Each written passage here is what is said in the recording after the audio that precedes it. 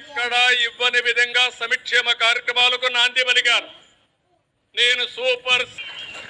ఇది కాకుండా మీరు ఒకసారి చూస్తే మా ఆడబిడ్డలు డాక్రా సంఘాలు నేనే పెట్టాను, పొదుపు ఉద్యమం నేనే నేర్పించాను.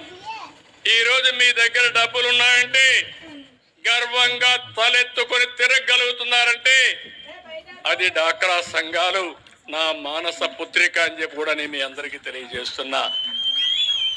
ఈ రోజు వాళ్ళందరినీ ఇంటి ఒక పారిశ్రామికవేత్త చేయాలనుకుంటున్నాను, ఒక ఎంఎస్ఎంఈ పెట్టించాలనుకుంటున్నాను. ప్రత్యేకమైన ఈ సంవత్సరం 1,00,000 మంది మహిళల్ని పారిశ్రామికవేత్తలుగా చేసే బాధ్యత తీసుకున్నాం.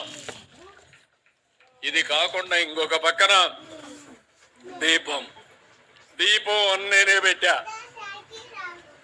ఆ రోజు ఆలోచించాను, మా తల్లి కట్టెల పొయ్యితో బాధపడేది, పొగంత కడుపులో వచ్చేది.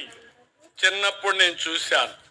నా తల్లి పడిన బాధ నా చెల్లెళ్ళు అక్కలు ఎవరు పడకూడదనే ఉద్దేశంతోనే 96-97లోనే దీపం కనెక్షన్ ఇచ్చాను, వంట గ్యాస్ సిలిండర్లు ఇచ్చా. ఇటీవల ధరలు పెరిగాయి, మీ కష్టాలు వచ్చాయి. మీ ఖర్చులు తగ్గించడానికి దీపం 2 కింద సంవత్సరానికి 3 సిలిండర్లు ఉచితంగా ఇస్తున్నాం. రేపు ఎల్లుండో తల్లికి వందనం కూడా ఇస్తాం. ఎంతమంది పిల్లలుంటే అంతమంది పిల్లలకి మా ఆడబిడ్డలు కోరుతున్నాను. ఈ గ్రామంలో ఉండే లెక్కలు చూశాను. మామూలుగా ఒక భార్యాభర్తకి 2 పిల్లలు ఉండాలి. 2 కంటే తక్కువ ఉంటే జనాభా తగ్గిపోతుంది, 2 కంటే ఎక్కువ ఉంటే జనాభా పెరుగుతుంది, నిలకడగా ఉంటుంది. ప్రపంచం అంతా జనాభా తగ్గిపోతా ఉంది. ఇప్పుడు మన రాష్ట్రంలో కూడా 1.5 అంటే 1.5 1.6కు వచ్చాం. ఇదే కాని రేషియో కంటిన్యూ అయితే 2030-35 నుంచి జనాభా పెరగదు, తగ్గిపోతుంది. రేపు రాబోయే రోజుల్లో మీ ఊరు కూడా ఉండదు. ఆ విషయం మీరు గుర్తుపెట్టుకోవాల్సిన అవసరం ఉంది. రైతులకు అండగా ఉంటాం, వాణిజ్య పంటలు ప్రోత్సహిస్తాం.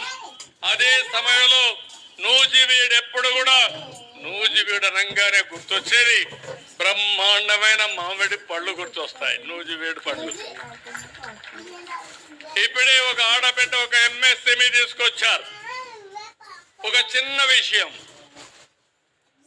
ఏదైతే మామిడి పండ్లు కవర్లో పెట్టగలిగితే మామూలుగా ఎకరా 30,000 వస్తే ఆ పళ్ళు గాని ఆ కవర్లో పెట్టి గాని ప్రొటెక్షన్ ఇస్తే 1,30,000 ఎకరాకు వస్తుంది. దానికి కొంచెం ఖర్చు అవుతుంది, కానీ ఖర్చు కంటే 4 ఇంతలో ఆదాయం వస్తుందంటే ఆ విషయం మీరు గుర్తుపెట్టుకోవాల్సిన అవసరం ఉంది. దీనికి ప్రభుత్వం